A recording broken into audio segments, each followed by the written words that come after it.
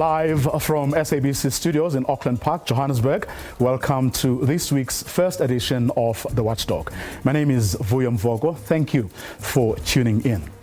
A media statement sent out by the National Prosecuting Authority this morning reads like a horror movie script. 44-year-old Seun Joubert and girlfriend Isabelle Francis, 35 years of age, from Alabama near Klerksdorp, have apparently been staying together for about 15 years. They have two boys aged 2 and 5, as well as two girls aged 3 and 13. Now, in May last year, Francis was arrested for assaulting her 2-year-old boy, but was later released as she was breastfeeding at the time. 4 months later, in September, Francis was arrested again, this time for assaulting her 13-year-old daughter at her mother's house. She allegedly hit the girl with clenched fists, kicked her before throwing her on the ground and stomping her afterwards. Francis then went on to assault her own mother, who had been taking care of the children following interventions by the Social Development Department. It turned out Francis had forcefully taken back the children. A month later, police investigations into the assault charges led them to a gruesome discovery. On the 9th of August, Women's Day, when a social worker visited Francis's house to both get a sense of how the kids were doing and to drop off some groceries, the social worker found the 2-year-old boy in a bad state of health, with sores all over his face. The social worker then went back to the following day, and to his shock, the couple had left the 4-month-old baby all by herself, lying on the bed without a blanket. The baby looked emaciated. The social worker and wife took the baby home with them, and the next day took her to hospital, where she was immediately admitted, but sadly died 3 days later. The attending pediatrician confirmed that she died of complications of malnutrition. Seun Joubert and Isabelle Francis are now both in jail. Both were charged with murder and 5 other counts. The court has denied them bail, and they will remain in custody until the completion of their trial. It's a terrible story that has thrown up so many issues, and that's exactly what we're going to be looking into this evening here on the program. The Watchdog starts now.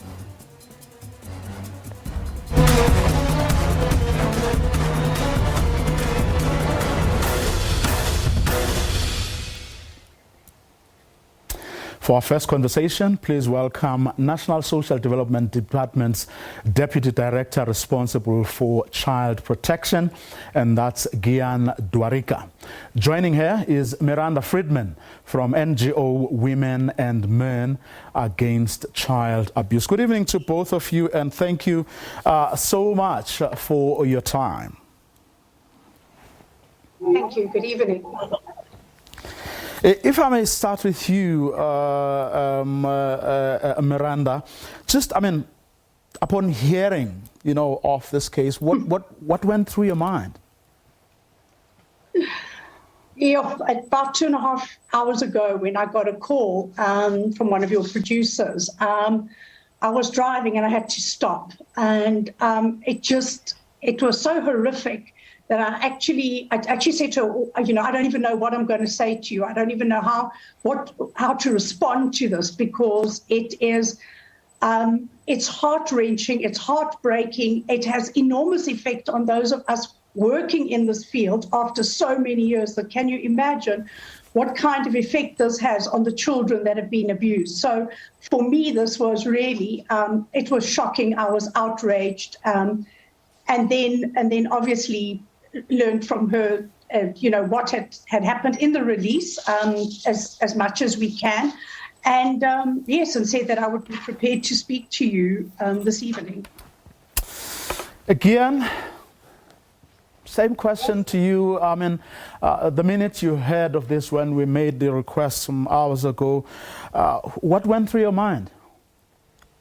Well, it's very sad indeed that parents could actually reach that level of maltreating their children, neglecting the child, gross neglect, and also leading to the child's death. I mean, really, every parent has a responsibility and a right to take care of the child in terms of the child's constitutional right. And it's very heart-wrenching that a child has to succumb to death due to the parents' neglect. Well, I mean, it obviously, I mean, raises so many questions. In fact, so many questions. But I'm keen to find out from you, Gian, that what for you are the issues that this particular case raises? Okay, really. Is that for me? Yes, for you, Gian. You know, as I indicated, that it's the parents' right and responsibility to care for their child. And if a parent has reached this point where they grossly neglect their child, the well-being of the child, you know, we have legislation in place, we have awareness campaigns, we have support structures which can actually support parents to raise their children properly. If parents have failed their children, then they have really failed the nation, in the sense that, I mean, the mother has even went a step further to go and physically violate a child who is being cared for by the grandmother.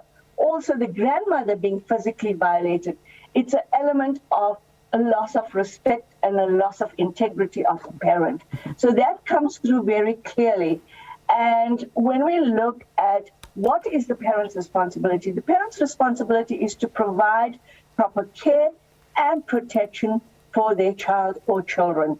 And here it's lacking in these parents because they have done it repeatedly.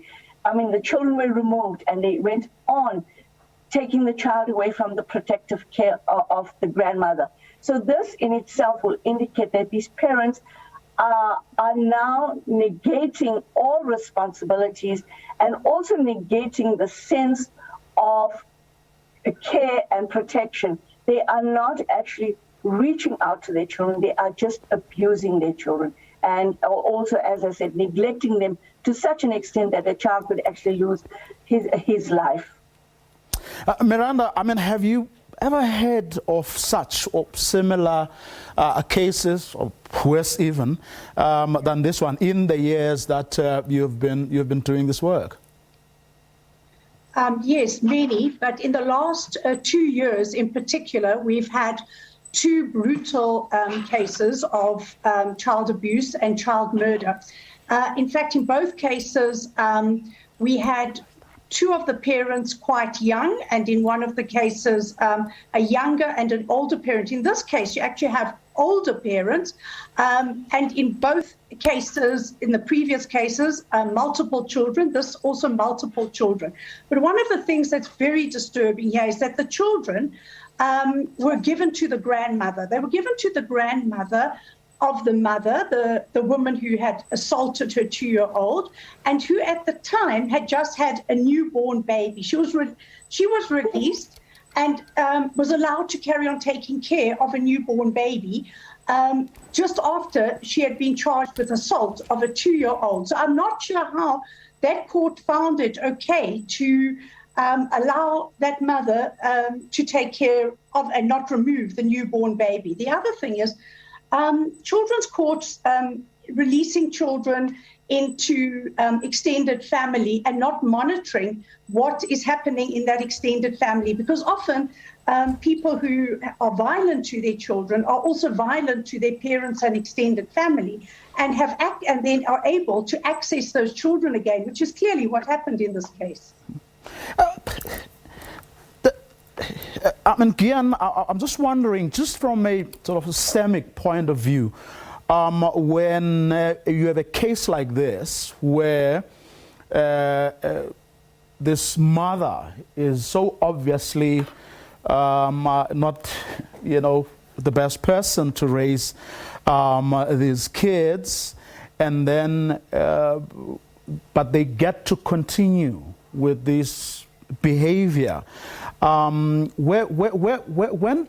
do the red lights come up, and what kinds of interventions, or what does the system provide for, so as to avoid what sadly happened here? Okay. Well, I certainly think we need to seriously look at what happens in our children's courts, because this is not the first time that we have children released back into extended families and then are kidnapped or taken from their extended families, and the abuse continues. And also there seems a gap in this case when we are looking at what between May, when she was charged with the 2-year-old assault, to August, when the baby was removed. What happened in those 2 months as far as reporting and as far as a social work intervention into a family that, for me, looks like a highly at-risk family? I mean, we can see that this family, these two parents, either have a history of themselves of child abuse, there must be substance use, there also seems to be physical or mental health conditions, perhaps there's PTSD, perhaps there are socioeconomic stresses. I mean, there must be a multitude of issues that make them not only such poor parents, but these are parents who are torturing their children. I mean, the fact that this baby died of malnutrition means that this baby was starved. So, I mean, I think we need to be very clear about how absolutely brutal this case is, and how absolutely brutal these parents have behaved. And I mean, there's a couple of things here that also, I mean, we should say, show that the system somehow,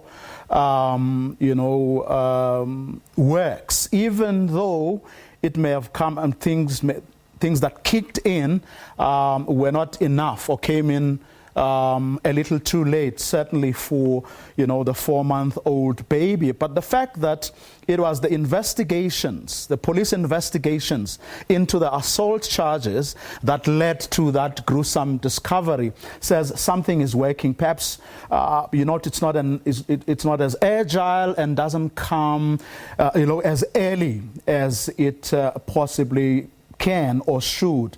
But also the fact that, I mean, the role played by the social worker who visited and then found the baby, took the baby to hospital. Unfortunately, 3 days later, of course, I mean, the baby died. So the question, I guess, is how to then improve the system so that things are done timelessly, or these discoveries are made beforehand, and when lives can still be saved, which unfortunately wasn't the case with regard to the 4-year-old baby. Kian? Yes, when you raise a question of red flags, it's also family members, it's also the community members, it's also people in the religious sector that are also responsible for reporting any element of neglect or possible abuse. Those families did not live in isolation. They lived within a community. And as indicated, sometimes, when you look at a family where the daughter has now taken advantage of the mother by assaulting her, there is something amiss at that point, where there is no respect between mother and grandmother. So when you look at this, you find that there's a moral degeneration of communities. But when you're looking for red flags, community members, healthcare services, any person, as indicated in Section 110 of the Children's Act, need to identify, even if you have a suspicion that a child is being abused or neglected, report the matter to the closest child protection organization or the Department of Social Development. Now, when you get these red flags, they need to be reported. There's a process that's followed where there's an investigation by a social worker. And we do have social workers, as you indicate, maybe it's a little too late, but there was intervention. We also work in collaborative manner with other government departments and other NGOs, whereby the SAPS was involved. There's always a reporting between the SAPS and the Department of Social Development and vice versa. So if a child is compromised in any way, that matter is then referred back and forth between the respective departments for intervention to take place. Intervention did take place in this case. However, the mother did take advantage of the situation as well as the father, and then they violated, as I said, the children's rights. And this is very, very sad because it was a continuous violation where they initially physically abused the children, then it led to the neglect of the child, ultimately to the death of the child, and also the physical abuse of the daughter in the presence of the grandmother. So these are things that we all need to work together. It's not only the responsibility of government departments or an NGO sector, it's the responsibility of our communities as well to be aware of what's going on, report these cases, and then there will be intervention. So I think it's a holistic approach that we need to look at. Well, talk to me a bit again about what the law says about disciplining children. Is assault, the only way? Well, physical punishment is not acceptable. It is condemned. You cannot discipline a child physically. There are other methods of disciplining children, but not physical punishment. Remember, a person, a parent, or any other person can be charged for physically assaulting a child or physically violating a child. This links with, as I indicated to you, on the care and protection of children. We do other alternative disciplining methods, and this would assist the child. Remember, when we're working with the child, children come with different dynamics. Children come with different learning abilities. So we work, parents and respective caregivers need to work with the child according to their specific needs. So you cannot compare children. This child is doing well, so I need to abuse my child in order for my child to achieve good academic grades. Each child is different, so you work with different dynamics with different children. So as you are asking the question, physical punishment is a no-no. It's not acceptable, and parents can be charged for physically violating their children. Miranda, what has been your experience? Do most parents appreciate the fact that assault is not the only way to enforce discipline in a child?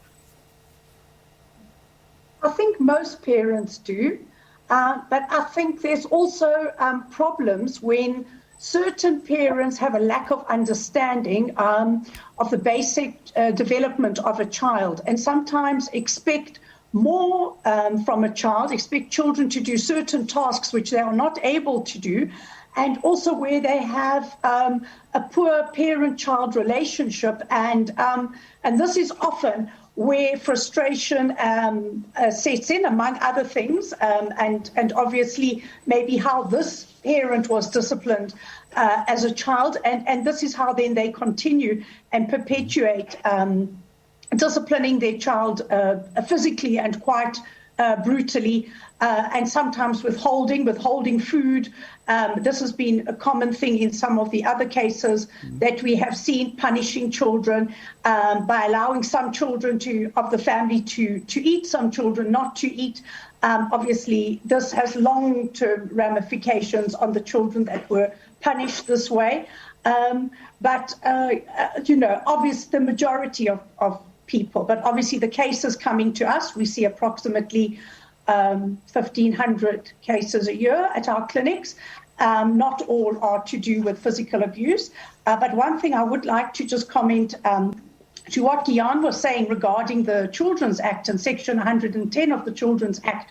is that obviously with our Sexual Offences Act, it is mandatory to report. So any family member or a neighbour who may be aware that a child has been sexually abused is mandated to report. In fact, it is illegal for them not to report. However, this is not the case when it comes to physical abuse. And this is something that we need to, ourselves as an organisation, and I think together with government and other NGOs, work towards, in that physical abuse should also be mandatory to report. So I wanted to just highlight that as problematic within the Children's Act and Section 110 of that Act. One wonders, Gian, to what extent things like, the role of grants, maybe sort of promoting, for lack of a better description, this kind of behavior. In other words, you have a situation here where the mother clearly doesn't love, neglects her children, but wants them by her side. The fact that she went and took the children from the grandmother who was taking care of them. One wonders why someone would just leave a 4-month-old baby in bed without even covering them with a blanket would still want her children around her. Do we know what lies behind that kind of behavior? Well, I think as previously indicated, it's a socialization process. Please, if you can speak to your mic. Okay, can you hear me now? Hello, can you hear me? Yes, we can hear you now. As I said, it's a socialization process. It's how you were raised as a child, as indicated by the previous speaker, that maybe the person was disciplined in a particular manner. So the person is socialized to believe that violence rectifies certain behavior. However, that is not acceptable. As I said, positive discipline is the way that parents should actually undertake disciplining their children.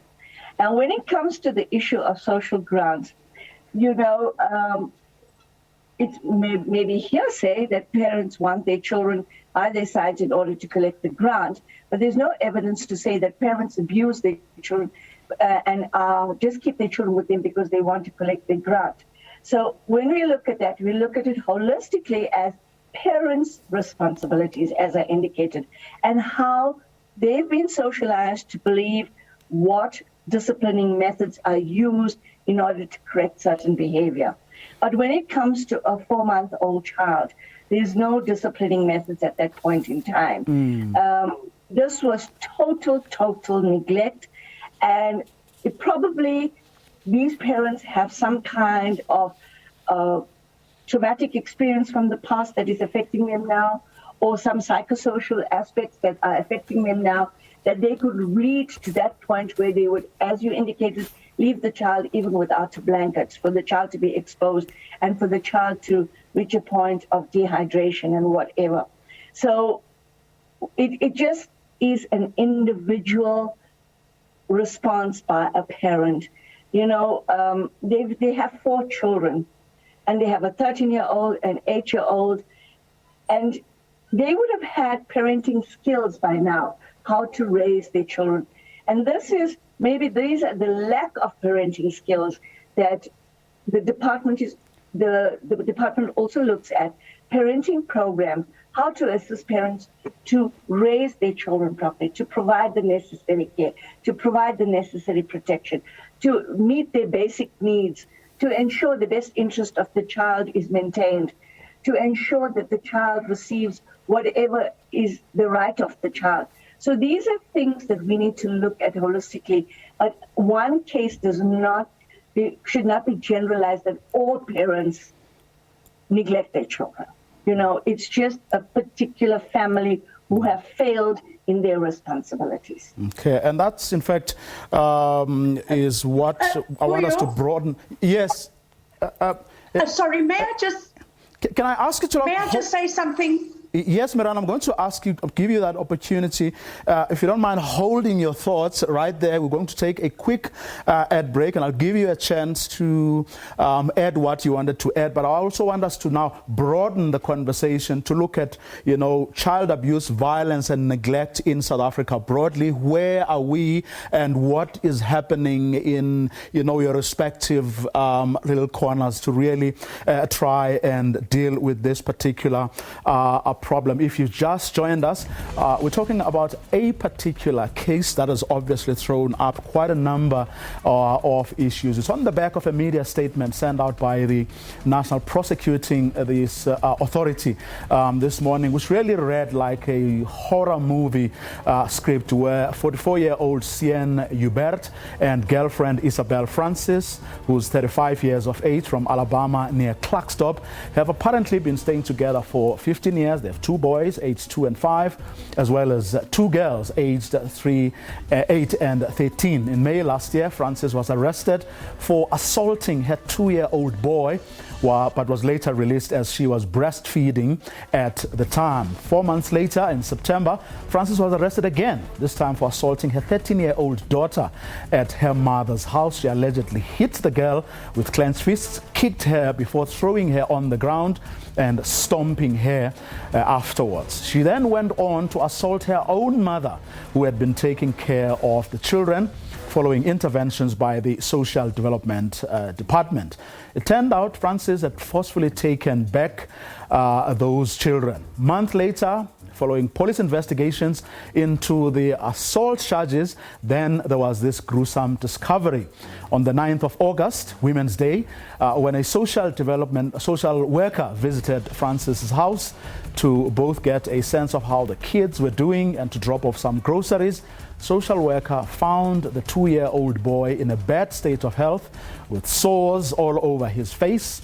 The social worker then went back the following day, and to his shock, the couple had left their 4-month-old baby all by herself, lying on the bed without a blanket, and the baby looked seriously unhealthy.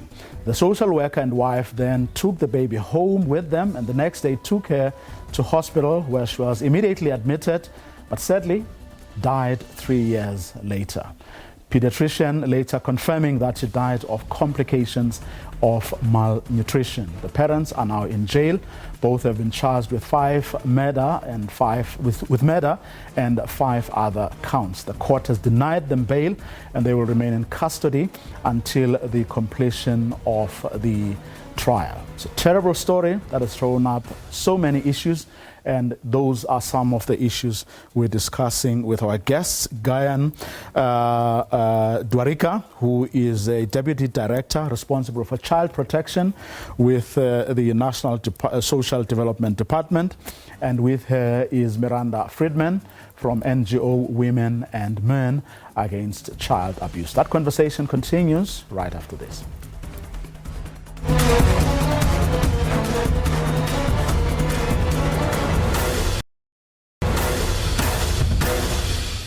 Welcome back. This is the Watchdog. We're in conversation with a Deputy Director in the National Social Development Department responsible for child protection, Gayan Dwarika, and with her is Miranda Friedman from NGO Women and Men Against Child Abuse. This on the back of a terrible story, involving a couple that has sadly been neglecting their children. The couple is, as we speak, in prison. Of course, the National Prosecuting Authorities has pressed charges against them. But right now, we're talking about the broader issues that this particular case has actually thrown up. Now, Miranda, before we went to break, you wanted to say something or raise an issue on the back of what Gayan was saying. Yes, I wanted to say that in the recent cases of gross neglect and physical abuse that we have seen, one of the things that comes up is that these parents believe that their children are actually their property. They're actually an extension of their property, and they can do whatever they want with them. They do not see them as having their own rights, their own right to protection, their own entity, their own development at their own stage. It is almost like that these are my children, I have brought them into the world, and we will do with them as we please and as we see fit. And we don't really have to obey any rules. And this is probably what happened with this mother who went and took back the children, where the children were in a better position with her mother. She then took them back to have them. So it's almost like going and fetching back what she feels she owns and she has a right to do with what she wants. And this is something, as I said, that came up in both these cases when there was a psychological study on these parents. And how I just wanted to add that. And how often, Miranda, do you or have you or your NGO sort of come across, that kind of attitude? Well, particularly in the cases that come forward to our clinic, very much so. They believe that, the children live under their roof and they provide the children with housing and schooling and food and clothing. And as a result of that, these are their rules. And whether they are rules which are against our constitution or against the protection or the well-being even of their children, or expecting things that are for far older children. And as we know, children under 6 are particularly vulnerable in our country, and as far as violence against them. And when I talk about the last few cases that were in the High Court, and we are very pleased to see that this particular case has been sent up to the High Court, where this is where we believe cases of gross abuse, neglect, and murder of children should be heard, and not in magisterial or regional courts. We believe that we really need to understand just how prevalent this is in the way that people think about how it's acceptable to treat their children, which is absolutely shocking in the norm. You just mentioned neglect, Miranda, and again, it's taking me to a study that was done a few years ago by, I think it's called the Optimus study from, literature I came across as I was preparing for the show. And among the things that particular study I came up with is that when it comes to child neglect, for example, 1/5 of respondents reported experiencing any one of these forms of neglect. And when it comes to physical abuse, 1 in 3 respondents reported experiencing this form of physical abuse. And that's very, unflattering, one would say. Yes, William. Look, the Optimus study did look at the issues of neglect and exploitation, as well as online violation of children. And when you look at issues of neglect and violation of children, it is very sad when you look at the statistics where children are violated to such an extent. But when you look at legislation, the Children's Act places emphasis on upholding the rights of children and not subjecting them to neglect and abuse and degradation. However, when we talk about care, it's to ensure that parents understand what care means, to provide it in line with Section 28 of the Constitution. It's looking at providing the basic needs of the child in terms of food, shelter, providing educational needs and whatever health needs and whatever is listed there. So when you look at all these aspects that a child needs to be protected and cared for, they are, as I emphasize again, they are the responsibility of parents to ensure that this is provided to the children. However, if these needs are not met and the children are then violated, then the Children's Act stipulates what reasons that children should be removed from their parents and placed in alternative care. But this is done through a children's court inquiry where a social worker will then outline how the child has been violated, whether it's physically abused, whether it's sexually abused, or the child has been neglected. So these are mechanisms that are in place. As indicated, families and parents need to take responsibility. If you feel that your grandchild or your niece or nephew is being violated, kindly report. Please report. It's your responsibility to report. And coming back to the point that Miranda indicated, that people feel that a child is their possession and they can do as they please. That's not the situation. Children have rights. Children have rights in this country. They have rights to be protected. They have rights to be cared for. In the same vein, when we look at children, then if those rights are then violated, then it's a responsibility of the Department of Social Development, the NGO sector, and also the communities to step in order to provide the necessary care and protection to these children. Mm-hmm. Now, Miranda, the people behind this particular study are the first to admit that, it's not telling us everything we would want to know. It's only filling a particular gap. But I think the point that the authors of this report make, which I think is an important one, especially on the back of what we're trying to do in the little time that we have. They say that knowing which forms of maltreatment are most prevalent in the country is key to identifying where intervention resources should be best targeted. And as someone who is in the NGO sector, you have a perspective and a view, given your experiences, as to where the gaps are in terms of coming up with interventions that actually do work. First of all, there are too few NGOs working in this sector. Us and a few others in Gauteng. It's a large population in Gauteng.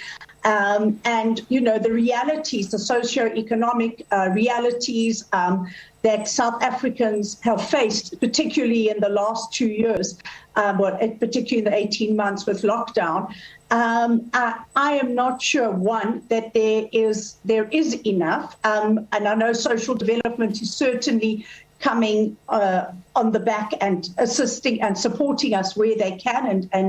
But it's almost that, if you're looking at approximately 50,000, which seems to be about the average in the last couple of years, it could have gone from 45 to 52,000, that average reported cases of child abuse, I'm saying, in the country. There's definitely the need is much bigger than we can assist. That is one thing. That's the one problem initially. And also free services. We are a free services, but there are not too many free services. The next thing is once we get into the criminal justice system. So this is where some of our problems really begin, is the reporting initially. Who takes down the report? Is it an officer that is well-versed and is able to accurately take down and assist and make the child feel comfortable and in a space that the child has some privacy, or that the parents and family have privacy?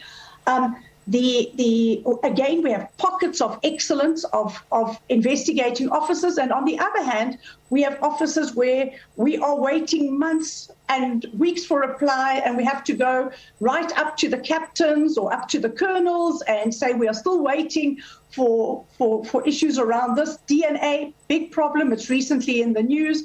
Again there, and then also once the whole criminal justice process starts, just the very long delays are also very problematic for families to sustain and go through.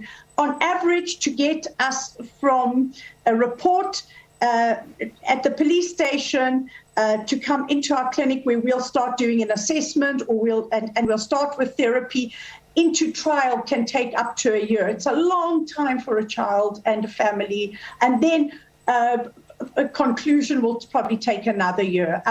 We know that our justice system is under-resourced, but honestly, we really need to fix this. I feel like a broken record. We've been talking about this for 26 years. This is as long as I've been doing this work. There are some improvements in some areas, and I want to say the biggest improvement is in the High Court. And that is why when we look at serious forms of abuse, child rape, sexual abuse, child rape, gross child neglect, assault and murder should be handled in our high courts, where we are able to get the court process going quicker, and where we have very skilled prosecutors, and where we're seeing more convictions. Okay, and again, as Miranda says, there are improvements, but from where you sit, where do the challenges still remain? I think where the biggest challenge is in the reporting. People are aware of neglect, abuse, and exploitation, but they fail to report this to the relevant authorities. Even if you don't have access to a Department of Social Development or an NGO, you can report this directly to the SAPS, where there would be intervention. As I indicated previously, there is this collaboration between the respective departments. So if a matter is reported to the SAPS, it will ultimately be reported then to a social worker, which is indicated in the Children's Act. It's also indicated in the Prevention and Combating of Trafficking in Persons Act. If a child is trafficked, then they would automatically be, a report has to be made to a social worker or to a police official. So this is where the challenge is. It's also a challenge in terms of identification, where communities also believe that punishment, physical punishment, as I say, is a way of corrective behavior. And this can also now lead to other situations. But I think awareness-raising programs are now changing the mindset. We have the 365 Days Child Protection Program of Action, which is looking at the prevention and protection of children against abuse, neglect, and exploitation. So when we look at these challenges, we also look at parents lacking parenting skills. So you also would have then parenting programs in specific areas where the NGO or a Department of Social Development social worker will identify a need and address that specific need. And as Miranda indicated, in terms of service delivery and in terms of the number of persons per population, we're not going to actually have an even distribution of a social worker to the community per se. However, there are programs in place, and parents also, if they are found to have neglected their children or abused their child, they are also obliged to undertake enter into therapeutic programs for them as parents. And if all fails, then the legislation will then ensure that communities also take on the responsibility, where there are forums that will assist parents in also raising their children properly. Mm-hmm. So, there are initiatives laws have been crafted. And from where you sit, Miranda, are these interventions adequately resourced? Am I going to start, if I start right at the beginning with, I really have to talk again about the police, because we only have clusters of FCS, that's family violence, child abuse and sexual offences units. We only have a number of highly skilled professionals. We need far more. We have too many cases that are badly handled right at the beginning, where people who do want to report and do go to report land up phoning us. We then have to facilitate at our clinic a specialized officer to come to us and actually do the report there. Where whereas we need to see more of this at our local police station. We need to see that people can go to their local police station, because people take time out of their work. They have to take often long distances to get to specialized services. You know, there's only a pocketful of us very specialized services working in this area. And yes, I agree, when we look at a more general form of neglect or perhaps abuse, but when we look at something as horrific as the case that we are talking about right now, you know, that requires a whole lot of specialized people, you know, right from, social workers, doctors, psychologists, you know, the medical team, people who will do the assessments, both of the parents, of the children now. And this is where there are not enough. In the police area, certainly we need to see that. We need prosecutors at the lower level courts to be trained while we're still using them, and with our preference as an organization for things still to go to the higher courts. And I think, I think people having access to these facilities like ourselves and others. We have our own kids clinics where there's the Teddy Bears kids clinics. We are called kids clinics. We are in 2 areas. They're in 2 or 3 areas, but we certainly are not covering widespread Johannesburg, which is huge. And honestly, 2021 has definitely shown us an increase in child abuse cases. That is for sure. Okay, and that's where we're going to leave this issue for this evening. Special thanks to Gian Dwarika, who is the Deputy Director responsible for child protection in the Department of Social Development, as well as Miranda Friedman from NGO Women and Men Against Abuse. Well, it's a story that we thought we were going to do this evening, an initiative, announced at the weekend. Former editor of Business Day, Songezo Zibi, is one of the people behind it. It's called the Rivonia Circle. They seek to address the deepening sense of national crisis in South Africa, as they called it. Here's what Songezo Zibi circulated at the weekend about what the initiative is about. I am pleased to introduce the Rivonia Circle, a pioneering non-profit that will produce bold ideas and solutions and ethical modernizing leaders for a new South African age. This is not an exercise in intellectual curiosity, but a response to a deepening national crisis whose evidence mounts every single day. This crisis is so serious that we can no longer just look after ourselves, our families, and loved ones. Those of us to whom our country has given the opportunity to learn professional skills, obtain international experience, and work in different sectors of the economy have a special obligation to use that experience and skills for the good of society. Our background as the children of communities that continue to be beset by poverty, exclusion, unemployment, and hopelessness should cause us to be morally and ethically outraged that this situation continues. This is the responsibility I could no longer ignore. And in the middle of a successful corporate career that still had many years to run, I knew that to look to unnamed others to do it while I feather my own nest would be a cop-out. I must be prepared to commit my energies, my experience, and time to building a different future.